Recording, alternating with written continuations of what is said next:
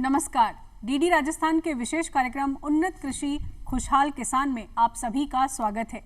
मेरा देश महान है क्योंकि मेरे देश की पहचान किसान है। आप सभी को राष्ट्रीय किसान दिवस की हार्दिक शुभकामनाएं। जैसा कि आप जानते हैं, राष्ट्रीय किसान दिवस हमारे भारत के 5वें प्रधानमंत्री चौधरी चरण सिंह जी के सम्मान में मनाया जाता है। इस दिन चौधरी चरण सिंह जी की जयंती भी है और चौधरी चरण सिंह जी किसान भी थे, उन्हें मिट्टी पुत्र भी कहा जाता है। किसान साथियों, जैसा कि आप जानते हैं, कृषि भारत की अर्थव्यवस्था की रीढ़ है और किसान का सम्मान होना बेहद ज़रूरी है, क्योंकि आज का ये जो दिन है, ये एक तरह से कहा जा सकता है कि भारत के मजबूत किसान का सम्मान का दिन है। और इस विशेष कार्यक्रम में आप सभी से बातचीत करने के लिए हमने स्टूडियो में आमंत्रित किया है हमारे राजस्थान के जाने माने प्रगतिशील किसान और पद्मश्री पुरस्कार से सम्मानित सुंदराम वर्मा जी को। सुंदराम जी, आपका कार्यक्रम में बहुत बहुत स्वागत है। और साथ ही हमारे बीच मौजूद हैं हमारे राजस्थान के ही प्रगतिशील किसान और प्राकृतिक खेती करते हैं, गौ आधारित खेती करते हैं और बहुत ही उन्नत तकनीक अपनाकर वो खेती कर रहे हैं, कान सिंह निर्वाण जी। नमस्कार। कान सिंह जी, आपका भी कार्यक्रम में बहुत बहुत स्वागत है। हम आज़ादी का अमृत महोत्सव मना रहे हैं और पिछले 75 सालों में देश में अलग अलग क्षेत्रों में प्रगति हुई है, तो देश में कृषि और किसान की दशा और दिशा में भी काफ़ी कुछ बदलाव आया है। सुंदराम जी, सबसे पहले मैं आपसे जानना चाहूँगी, काफ़ी लंबा अनुभव आपको है, आपने कई तकनीक अपनाई और 1 लीटर पानी में आपको बागवानी में पौधे उपजाने का खासा अनुभव है। हम जानना चाहेंगे, पिछले 75 वर्षों में किसान में किस तरह से बदलाव आया है, कृषि की दशा और दिशा कितनी बदली है, आप क्या कहना चाहेंगे? वैसे मेरी अवस्था है वो लगभग 72 साल हो गई जी। तो हमने बचपन में देखा है कि जैसे देश जब आज़ाद हुआ था, हरित क्रांति शुरू नहीं हुई थी, उसके पहले का भी अनुभव है और अनाज की बहुत कमी होती थी और उसके बाद में बाहर से जो अनाज आता था वो इतना, उसकी क्वालिटी इतनी ख़राब थी कि वो खाने योग्य नहीं होता था। और आप ये देखो, जो हमें पढ़ाया जाता था 6वीं 7वीं 8वीं कक्षा में कि 1 करोड़ टन अनाज हर साल अमेरिका से आता था, आयात करना पड़ता था। और आज स्थिति ये है कि 1.25 करोड़ टन तो अकेला चावल का ही निर्यात होता है और इसके अलावा बाकी बहुत सारी चीज़ें जो निर्यात होती है, गेहूं भी है उसमें शामिल है और बहुत सारे मसाले हैं। तो हम कह सकते हैं भारत खाद्यान्न में आत्मनिर्भर तो हुआ ही है, अनेक क्षेत्रों में भी आत्मनिर्भर हुआ है। बहुत कुछ बदलाव हुआ है। हमारा नंबर है, चाहे अनाज गेहूं में हो, चावल में हो, दूध में हो, फल सब्जियों में हो, यानी हम एक पहला या दूसरा या तीसरा इस स्तर पर आए हैं। तो बदलाव तो बहुत कुछ हुआ है और बहुत कुछ तरक्की की है। जी जी, सुंदराम जी, बहुत ही अहम बात कह रहे हैं और इतना लंबा अनुभव आपको रहा है, आपने बहुत करीब से देखा है कृषि को भी और किसान आप खुद हैं। कान सिंह जी, आपसे हम जानना चाहेंगे, किसान के बिना जीवन मुश्किल है, क्योंकि हमारी थाली में रोटी तभी आती है जब किसान अनाज उपजाता है। पिछले 75 सालों में कृषि में बदलाव के लिए और देश को आर्थिक रूप से समृद्ध बनाने में किसान का कितना बड़ा योगदान है, आप क्या कहेंगे? पहले तो मैडम, मैं दूरदर्शन को और आपके कार्यक्रम जो करने वाले उनको धन्यवाद देता हूं और मैं पूरे देश के किसानों को चौधरी चरण सिंह जी जो धरती पुत्र और किसान मसीहा के जन्म दिवस और किसान दिवस पे पूरे देश के किसानों को और पूरे देशवासियों को किसानों की तरफ से मैं शुभकामनाएं देता हूं और हार्दिक अभिनंदन करता हूं। रही बात, मेरा ऐसा मानना है कि आप इतिहास को उठा के देखेंगे, जिस राजा के काल में किसान श्रेष्ठ होता था वो राजा स्वतः ही श्रेष्ठ हो जाता था। जब से मानव सभ्यता की उत्पत्ति हुई है तब से लेकर के आज तक यदि उन्नति का मार्ग कहीं से निकलता है, श्रेष्ठता का मार्ग कहीं से निकलता है, तो वो किसान के खेत से होकर निकलेगा। आज भी हमारी सेनाओं की जरूरत है, हमारे विज्ञान की जरूरत है, सब चीज़ों की जरूरत है, लेकिन भारत को श्रेष्ठ बनाने का सबसे बड़ा जो कारण जो हो सकता है, सबसे बड़ा जो केंद्र बिंदु जो हो सकता है वो किसान होगा। किसान जब होगा जब उसकी धरती मजबूत होगी और धरती केवल गाय से मजबूत होगी, ऐसा मेरा मानना है। कान सिंह जी, आप गौ आधारित खेती कर रहे हैं और गौ आधारित खेती एक अलग तरह की खेती है, हर किसान इसे नहीं कर रहा है, लेकिन ये हमारे देश की पहचान बन रही है। आप फार्म टूरिज्म भी आप कर रहे हैं, आपके अनुभव से हम जानना चाहेंगे कि इस तरह की जो प्राकृतिक खेती है, खासकर गौ आधारित खेती, इसका प्रचलन कितना ज़्यादा बढ़ना चाहिए, इससे आमदनी भी दुगनी होगी और साथ साथ हमारे देश की पहचान भी आगे बढ़ेगी, आप क्या कहेंगे? निश्चित रूप से मैडम, हमारे देश के वैज्ञानिकों ने देश के लिए बहुत कुछ किया, हम उनको साधुवाद देते हैं, लेकिन अब एक समय आ गया है कुछ बीच में कुछ धारणाएं चली कि किसान और वैज्ञानिक अलग अलग हैं। अलग अलग नहीं है। मेरा देश के वैज्ञानिकों से निवेदन है कि देश का किसान खेत में उसका प्रैक्टिकल करे और जो है वैज्ञानिक जो है वो प्रयोगशाला में उसको प्रमाणित करें। जब देश के किसान और वैज्ञानिक एक साथ काम करेंगे तो इस देश में क्वांटिटी के साथ साथ में क्वालिटी आ जाएगी। और क्वालिटी लेने का स्रोत अभी क्वांटिटी से केवल पार नहीं पड़ेगी। ये अवधारणाएं गलत बन गई देश में कि क्वांटिटी से देश समृद्ध होगा, किसान समृद्ध होगा। ऐसा नहीं है, क्योंकि क्वांटिटी से तो जो होगा सो देखा जाएगा, लेकिन क्वालिटी यदि गिर रही है तो देश नपुंसकता की ओर जा रहा है। उस नपुंसकता को रोकने के लिए प्राकृतिक गो आधारित खेती बेस है। इसलिए मेरा पूरे देश के साइंटिस्टों से निवेदन है कि आप एक साथ में समन्वय बनाएं। किसान और आप दोनों चोली दामन के साथ हैं, दोनों साथ मिलकर चलेंगे तो देश बहुत उन्नति की ओर जाएगा। बहुत अहम बात कही कानाराम जी आपने। सुंदराम जी, आपसे हम जानना चाहेंगे समग्र कृषि प्रबंधन कितना ज्यादा जरूरी है, क्योंकि आप खुद एक किसान वैज्ञानिक हैं। आपने नई तकनीक इजाद की है कि कम पानी में बेहतरीन उत्पादन कैसे लिया जाए, तो गुणवत्ता आधारित जो खेती है उसको कितना ज्यादा बढ़ाए जाने की जरूरत है।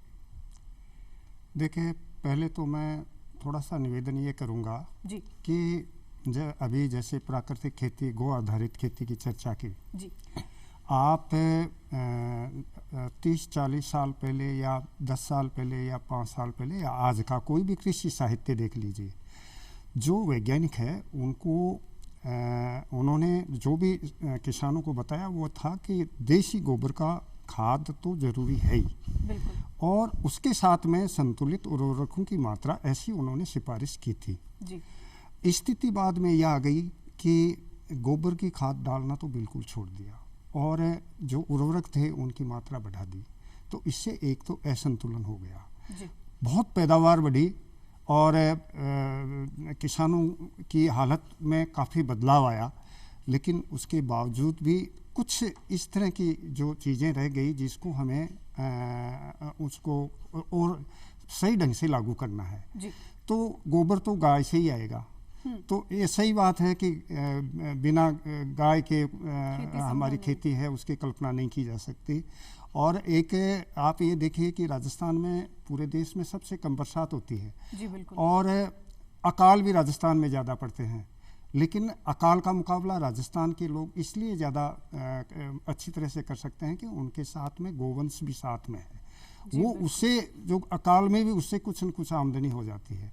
तो गो आधारित खेती और हमारी जो नवीनतम तकनीक है उसका अगर मिला जुला रूप हो तो मेरा अनुमान है कि हम बहुत और अच्छा कर सकते हैं। जी, बहुत ही अहम बात कही। नई तकनीक का समावेश होना, हाँ। जो खेती कर रहे हैं किसान, उसमें बहुत ज़रूरी है। नई तकनीक की जब बात करते हैं तो एक नया तरीका भी हम सुन रहे हैं, कृषि पर्यटन, जिस पर आप कानाराम जी काफ़ी काम कर रहे हैं। तो ये फार्म टूरिज्म पर किसानों को किस तरह से आगे बढ़ने की ज़रूरत है, जिससे न सिर्फ वो हमारे भारत की जो कृषि है उसकी पहचान दूसरे देशों तक या दूर तक पहुँचाएं, बल्कि वो अपनी आमदनी भी दुगनी कर सकते हैं। कानाराम जी, आपके अनुभव जानेंगे। मैं निवेदन ये करना चाहता हूँ आपसे कि हमारे देश में किसानों के सामने सबसे बड़ी जो समस्या है वो ये है कि मार्केटिंग कैसे करें। जी, और मैंने एक देश के किसानों को एक मॉडल दिया कि मेरे पास में दुनिया के अनेक देशों से, पूरे भारत से लोग आते हैं और रोकने का वो मेरे वहाँ फार्म पे मैंने गेस्ट हाउस बनाया,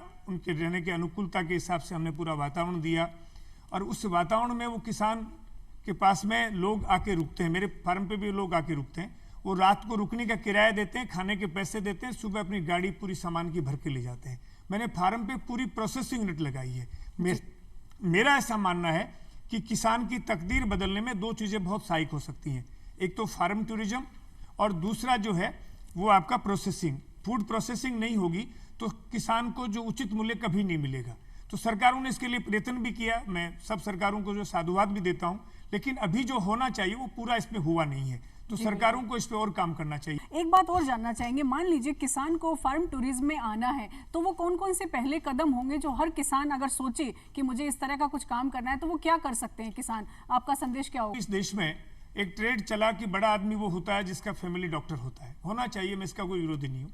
लेकिन यदि अब आपको देश को बचाना है, देश के लोगों को बचाना है और इस देश की संस्कृति को बचाना है तो फार्म जो है एक प्रत्येक व्यक्ति का जो है फैमिली फार्मर होना चाहिए।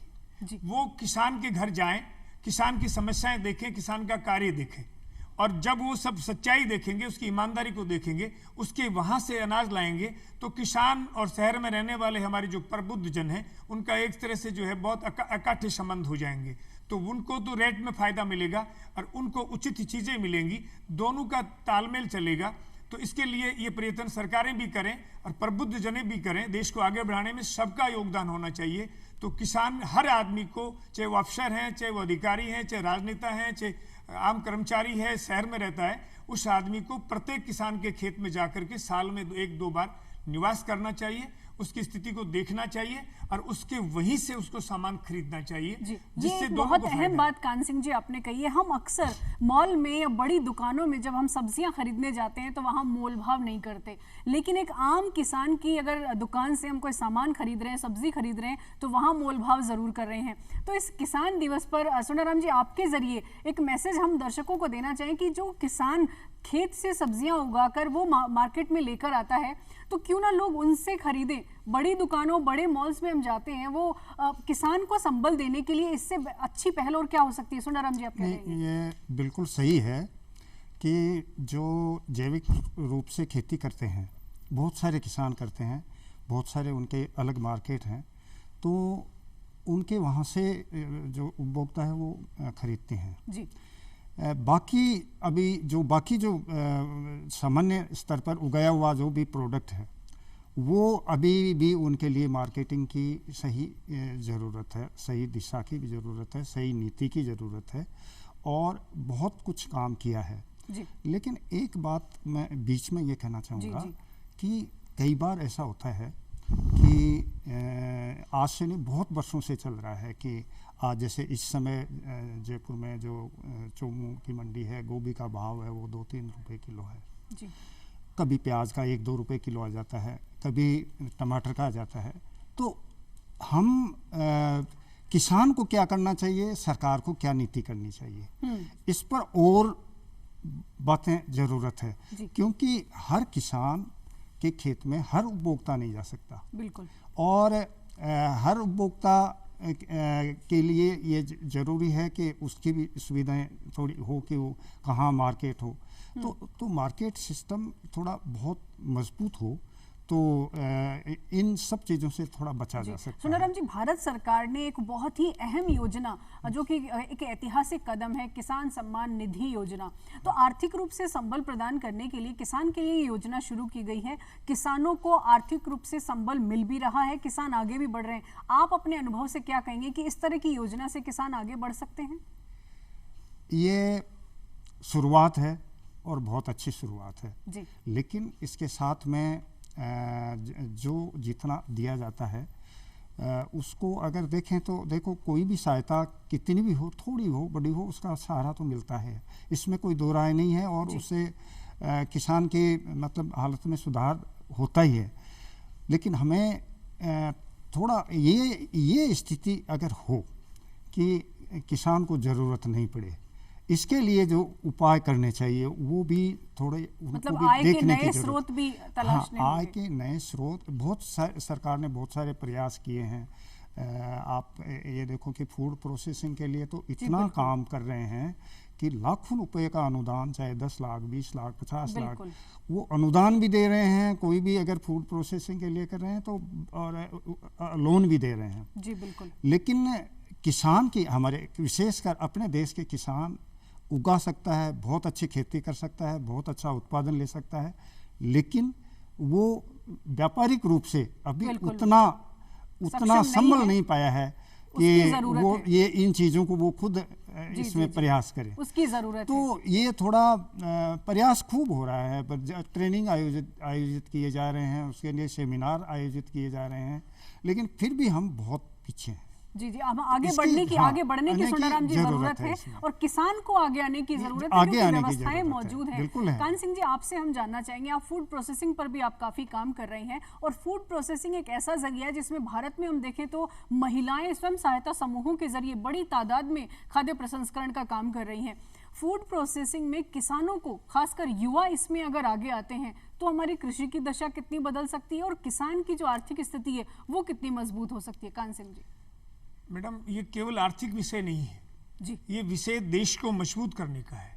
हम आज के दिन जो देश दुनिया का सिरमौर था प्रोसेसिंग में, उस प्रोसेसिंग का हम सत्यानाश कर बैठे हैं।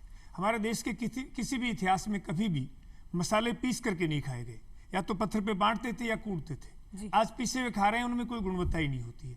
तेल, आयुर्वेद कहता है कि एक बार गर्म होना चाहिए। पूरे देश में आग उगलता हुआ तेल बाहर निकलता है और वो जहर दोबारा रसोई में जाते ही जब दोबारा गर्म होता है तो वो जहर बन जाता है।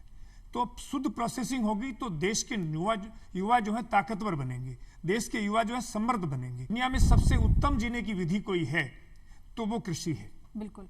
और इस पे हमें गर्व होना चाहिए। आप जो भी काम करें उसमें हीन भावना नहीं होनी चाहिए। आपको अपने कर्तव्य पे, आपके कर्म पे नाज होना चाहिए, और ये नाज जो है वो आपको आगे बढ़ाएगा। आज किसान की इनकम से सबसे बड़ा फायदा मैं कर रहा हूँ टूरिज्म। टूरिज्म से आप पूरी मार्केटिंग कर सकते हैं, और पूरे टूरिज्म से केवल अकेले किसान को फायदा नहीं है। मेरे गांव में जो टूरिस्ट आते हैं वो गांव में जाते हैं, कुम्हार से बर्तन खरीदते हैं, मणियार से चूड़ियां खरीदते हैं, और ऊंट गाड़ी वाले से ऊंट गाड़ी में बैठ के घूमते हैं। इस तरह से दुकानों पे जाकर के दुकानों का सामान खरीदते हैं। तो इस तरह से पूरा एक तारतम्य गांव का समग्र विकास एक संस्कृति का आदान प्रदान होता है। हमारे आपस में उनके आचार विचार जो है वो बातें होती है। उसके अलावा उसको बहुत श्रेष्ठतम उत्तम नस्ल के, मैं राजस्थान की टॉप नस्ल के घोड़ी पालता हूँ। मेरी कीमत जो है उनकी मैं तय करता हूँ। 3 लाख की बेचनी है तो 3 लाख की बेचनी है। मेरा जो अनाज नहीं बिकता है वो मेरे पशुओं को खिला देता हूँ। लाख रुपए की गाय बेचनी है तो लाख की बेचनी है, मैं उसमें 1 रुपये भी नहीं छोड़ता। तो ये देश का प्रत्येक किसान कर सकता है। इसके अलावा इस बहुत सारे पेड़ पौधे हैं। मेरा ऐसा मानना है कि आने वाले समय में नेपियर घास और बांस दोनों किसान की तकदीर बदलने का सामर्थ्य रखते हैं। जी बिल्कुल। आप उसका उपयोग करेंगे तो उससे आजकल जो सीएनजी बनेगी तो वो व्यापारिक दृष्टिकोण में पूरा आपका खेती चला जाएगा। एक प्रत्येक किसान को सहजन और ग्लिसरीडिया नाम के जो 2 पेड़ हैं वो प्रत्येक किसान को लगाना चाहिए। ग्लिसरीडिया नाइट्रोजन को बढ़ाने का सबसे बड़ा स्रोत है, और सहजन 300 गुणों का पेड़ है जो प्रत्येक किसान के होना चाहिए। इसलिए मैं सरकारों से कहता हूं कि किसान को दान की जरूरत नहीं है, ज्ञान की जरूरत है। जी बिल्कुल। कान सिंह जी, जो आप बात कर रहे हैं उसमें एक बात है कि जो व्यवस्थाएं मौजूद हैं, जो नीतियां हैं या जो भी योजनाएं हैं, उसके साथ साथ किसान को भी अपने ज्ञान को बढ़ाना है, उसे भी जागरूक होना है, तभी वो व्यवस्थाओं का ज्यादा लाभ ले सकता है। सुंदरराम जी, आपसे हम जानना चाहेंगे, हमारा भारत युवा भारत है, पूरी दुनिया की युवा आबादी जो है वो हमारे देश में ज्यादा है। युवा पीढ़ी के लिए आप क्या कहना चाहेंगे? क्योंकि आज भी हम देखते हैं गांव के युवा गांव छोड़कर शहर आते हैं और नौकरी की तलाश में जाते हैं, कृषि को व्यवसाय चुनने में आज भी कोताही बरतते हैं। तो आप क्या कहेंगे कि कृषि एक अच्छा व्यवसाय हो सकता है? देखिए, 2 तरह की विचारधारा है जी। बहुत सारे युवा विदेशों की अच्छी सैलरी की नौकरी छोड़कर यहाँ खेती करने लग गए, और वो अब सफल हैं सब, कोई भी असफल नहीं हुआ है। और दूसरी तरफ हमारे बहुत सारे किसानों को बड़ी अनुदान के बाद में पॉली हाउस वगैरह, प्रोटेक्टेड फार्मिंग जो है वो कर रहे हैं और अच्छा ले रहे हैं। लेकिन वो एक आम किसान की हम उसके श्रेणी में नहीं रख सकते। बिल्कुल। ये गिनती के लोग हैं। और कारण क्या है कि जो बाहर से जो भी युवा आते हैं वो उनके पास मार्केट ऑलरेडी बना हुआ होता है। वो जानते हैं कि किन किन को देना है, किन को क्यों, अच्छे पढ़े लिखे होते हैं, अच्छा संपर्क होता है। कुछ किसान भी ऐसे हैं, जैसे कान सिंह जी कह रहे हैं कि उनका एक नेटवर्क होता है कि कितने लोग जानते हैं, तो उनका प्रोडक्ट जो है वो काफ़ी मतलब बेचने में कोई दिक्कत नहीं होती। 4,000 रुपये किलो में घी बिकता है देसी गाय का, लेकिन आम किसान का 1,000 रुपये में भी नहीं बिकता। तो एक तो हमें इस तरह से सोच बनानी है कि हम कोई भी कार्यक्रम करें वो सब अगर किसान करें तो सबका वो एक तरह से विकास हो सकता है। जी जी बिल्कुल। हाँ, क्योंकि अभी भी हम उसी स्थिति में हैं कि मेरा उदाहरण देते हैं, कान सिंह जी का देते हैं या और दूसरे किसानों का देते हैं जो बहुत सफल हैं अपने अपने कामों में, लेकिन हम आम किसान को उसी धारणा में, उसी एक श्रेणी में किस तरह से लेके आए। जी बिल्कुल। ये एक सबसे बड़ी बात है। बदलाव की आप बात करें, क्योंकि जो व्यवस्थाएं वो आपके सामने भी वही थी, कान सिंह जी के सामने भी वही थी। आपने कदम बढ़ाया, उन चीजों का आपने लाभ लिया और आप आगे बढ़े। हाँ, मैं थोड़ा एक उदाहरण देना चाहूँगा कि जब ये पेड़ लगाने की बात आती है तो मैं सबसे संपर्क करता हूँ। तो जो लोग समझदार हैं या जिनके पास आर्थिक स्थिति ठीक है, वो लोग ये कहते हैं कि इन पेड़ों से हमें मिलेगा क्या। मतलब एक नई बात समझ में आई कि हम जो काम करें उससे कुछ न कुछ मिलना चाहिए। इस बार 10,000 पौधे 1 लीटर पानी से लगाए हैं। उसमें जैसे सहजन के पौधे हैं, आंवला के पौधे हैं, गोंदा के पौधे हैं और कैरुंदा के पौधे हैं, चारे वाले पौधे हैं, इमारती लकड़ी वाले पौधे हैं, चंदन का पेड़ भी शामिल है उनमें। तो हम इस ओर प्रयास कर रहे हैं कि उसको, उस टेक्निक को हर किसान अपना सके और उसका लाभ हर एक को मिले।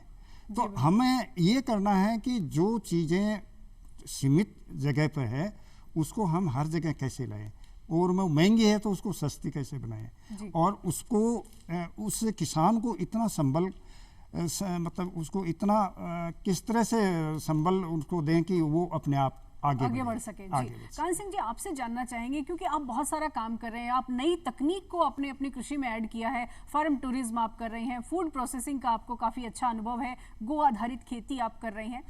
युवा भारत की दशा बदल सकती है, दिशा बदल सकती है अगर देश के युवा कृषि को अगर अग्रणी रहकर कृषि को व्यवसाय की तरह चुने और इसको आगे ले जाने का काम करें, तो युवाओं को किस तरह से जुड़ना चाहिए? खासकर आपका क्या संदेश होगा? मेरा बेटा सेंट जेवियर कॉलेज यहाँ जयपुर से BBA किया और उसके बाद में वो अमेरिका जाना चाहता था, तो मैंने कहा कोई बात नहीं, लेकिन वो दुबई चला गया। दुबई से मैंने उसको भी वापस बुला लिया और पूरा मेरे खेती का सिस्टम वो खुद देख रहा है। इस साल मैंने मेरे खेत में काम करने वाले व्यक्ति भी नहीं, वो खुद कर रहा है जी। तो ये उसको मैंने पूरी तरह से तैयार किया।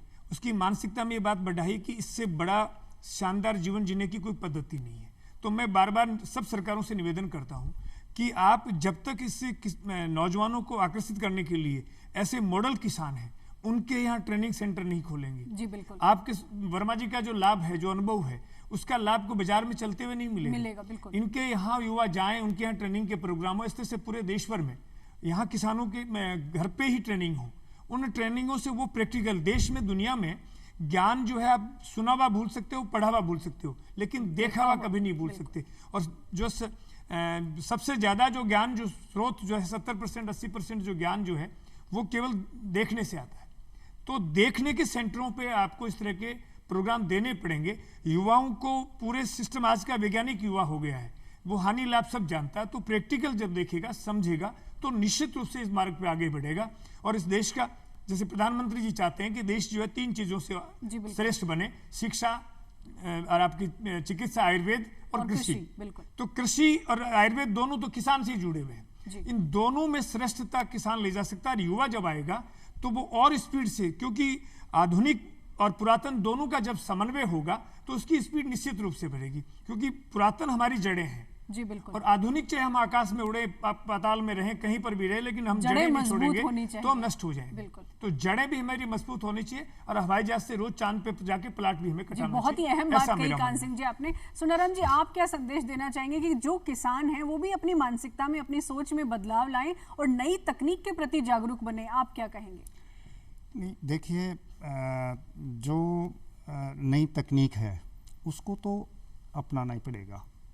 साथ में हमारे पास लंबा अनुभव है, हमारे पारिवारिक समझो या किसानों का समझो, या और हमारी जो प्राकृतिक खेती है उसका समझो।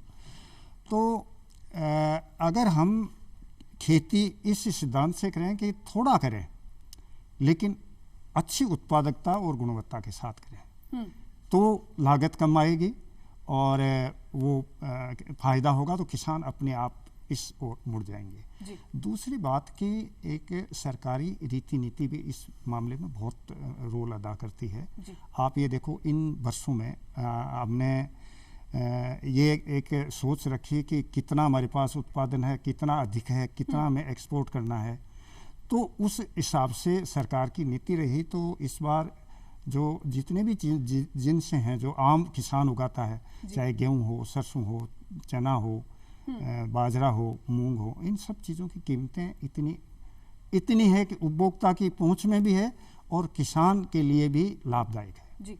तो सरकार की रीति नीति अच्छी हो और कम दूरी में अच्छा उत्पादन ले, अच्छी गुणवत्ता के साथ मिले, तो उसको कम लागत के साथ ज्यादा मुनाफा मिलेगा। तो अपने आप जो रसायनों का जो इस्तेमाल ज्यादा करने लगे हैं, तो इसके लिए आप क्या कहेंगे? कितना हानिकारक है? देखिए मैं आपको एक उदाहरण देता हूं कि हमारा जो पेस्टिसाइड है वो 700 ग्राम है पर हेक्टेयर, और जो चाइना, अमेरिका, यूरोप है उसका है 7 से 14 किलो यानी इतना ज़्यादा होते हुए बहुत भी ज़्यादा वहाँ कोई कैंसर ट्रेन नहीं चलती, हमारे यहाँ कैंसर ट्रेन चलती है। जी बिल्कुल। जो सिस्टम है देने का वो वैज्ञानिक आधारित जो सिफारिश की जाती है उसके अनुसार नहीं है।